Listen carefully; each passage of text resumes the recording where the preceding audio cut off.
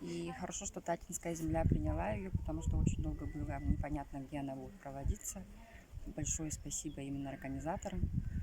При этом, значит, эта ярмарка отличается тем, что если в прошлые разы ярмарка работала стабильно, стационарно вот в одном месте, то в этом году эксперты выехали по деревням и они смотрят социокультурный фон, и развитие образования должно быть как раз вот направлено на развитие социокультурное развитие, так скажем, да, то есть на населенного пункта.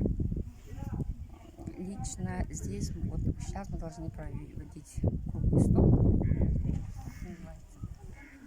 с совершенствование муниципальной системы образования в современных условиях с точки зрения, значит, подходов к эффективному размещению сети образовательных организаций. Это делается для чего? Хотя народ вроде возмущается, но на самом деле нужно понять суть этого вот эффективного размещения с точки зрения качества образования. Да? Поэтому, значит, мы сегодня должны поработать, и вот этот процесс все равно он идет, 1 сентября будет идти.